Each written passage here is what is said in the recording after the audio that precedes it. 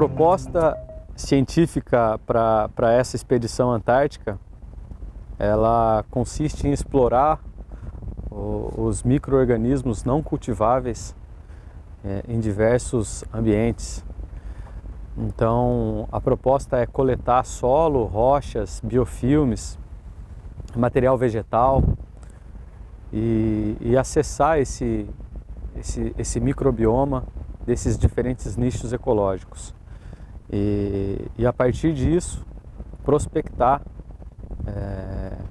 novas moléculas, né, novos fármacos, ou moléculas voltadas para a agricultura, moléculas menos nocivas, capazes de auxiliar aí o controle de doenças e pragas agrícolas. O projeto que eu coordeno atualmente no Programa Antártico Brasileiro é um projeto que trata de microbiologia e mudanças climáticas, mas eu estou a bordo hoje em outro projeto que eu tenho colaboração, que trata de micro-organismos em fundos marinhos. A gente trabalha com uma superfície do assoalho oceânico.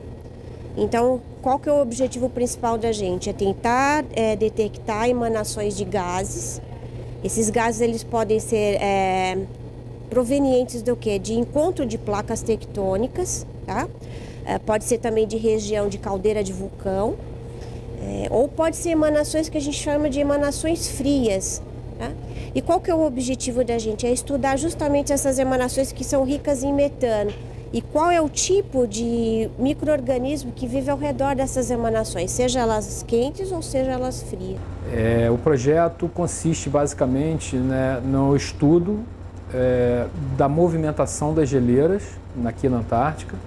E esse estudo, essa movimentação dessas geleiras, ela acontece principalmente em função da alteração climática. À medida que a temperatura vai esquentando, as geleiras vão se derretendo e elas vão recolhendo, elas vão retrocedendo da posição que elas estavam originalmente numa época mais fria. E com isso tentar entender esse mecanismo, né, é mais uma fonte de estudo que vai se juntar a outros estudos sobre variações climáticas para a gente tentar entender e, de certa maneira, prever quais vão ser as consequências de um possível aquecimento global no futuro. Trabalho com as macroalgas desde o início da graduação, lá com a professora Franciane, né? Aqui na Antártica eu trabalho num outro projeto paralelo e trabalho também em colaboração com o professor Luiz Rosa, onde a gente identifica as algas para ele, as algas que ele tem interesse em trabalhar, para que ele possa fazer a parte dos fungos endofíticos, aqueles que vivem dentro das algas, né?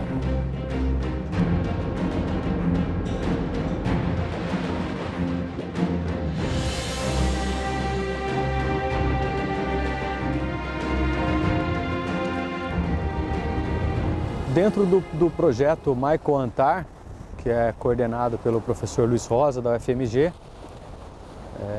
a gente, da Embrapa Meio Ambiente, em Jaguariúna, concentra a nossa pesquisa um pouco mais voltada à parte da agricultura. O que essas amostras, o que os nossos achados podem beneficiar a agricultura.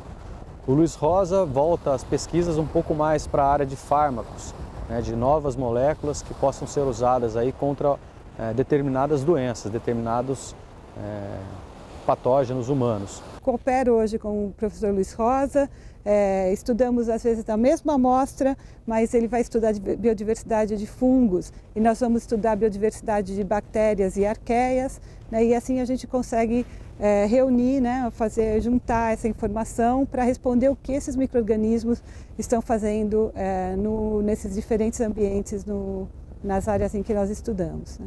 Já trabalhamos aí, ele já publicou alguns trabalhos com esses fungos e provavelmente o projeto aí vai continuar até 2016 e a tentativa é que ele vire um projeto bipolar, que a gente consiga identificar também fungos e algas no Ártico para conseguir comparar com o que a gente encontra aqui na Antártica. A parceria com o Luiz ela surgiu um pouco por acaso, né? A gente embarcou aqui juntos no ano passado e aí quando a gente começou a coletar esse tipo de amostra, o Luiz, que faz esse estudo com os fungos, né, e esses micro-organismos no sedimento, ele viu que a gente coletava coisa muito antiga. Então, quando a gente coleta 4 metros, uma seção de 4 metros no fundo do mar, a gente tem uma história aí de 400 mil anos. E então a gente aproveita os nossos pontos de amostragem para fornecer para ele um pedaço desse material, né, em intervalos de 1 metro, onde ele faz o estudo dele e a gente depois correlaciona os dois resultados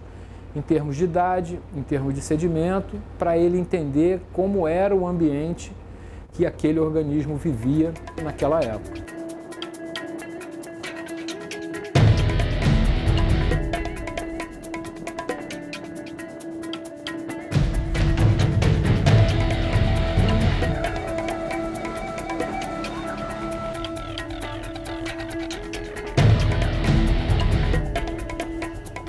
O meu trabalho hoje aqui, eu sou alpinista embarcado no navio Tio Max.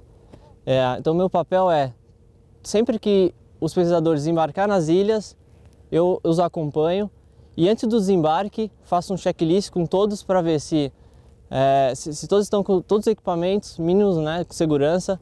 Também junto comigo tem um kit de emergência. O que são esses kits? São 4 ou 5 marfinetes que contém barraca, saco de dormir, kit para cozinha, alimentação, água.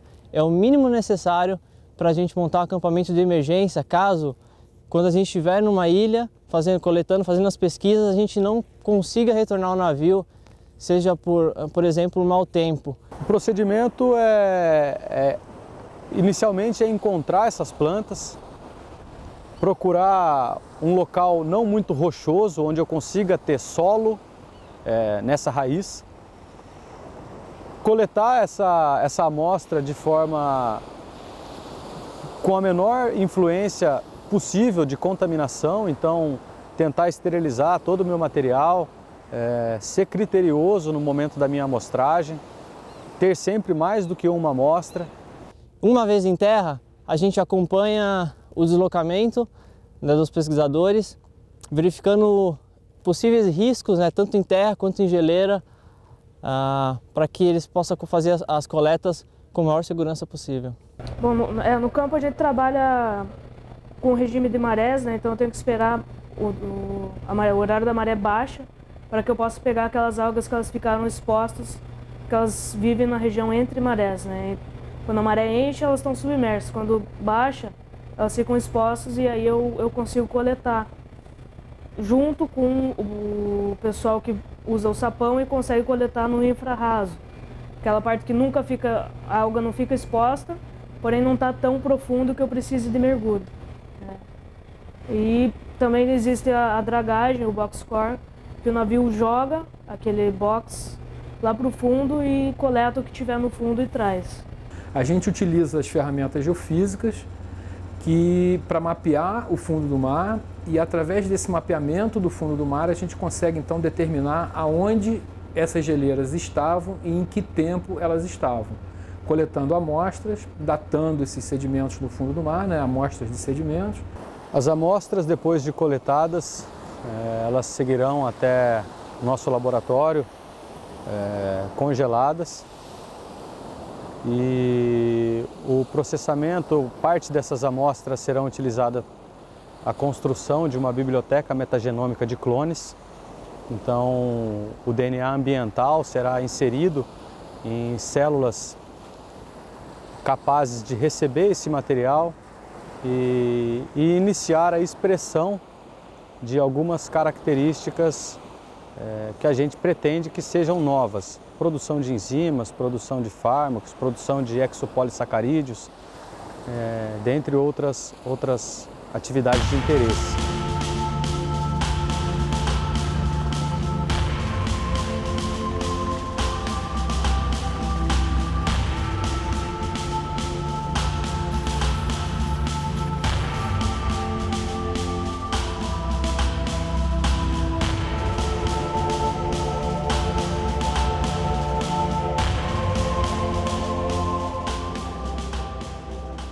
A Antártica é de todos e não é de ninguém.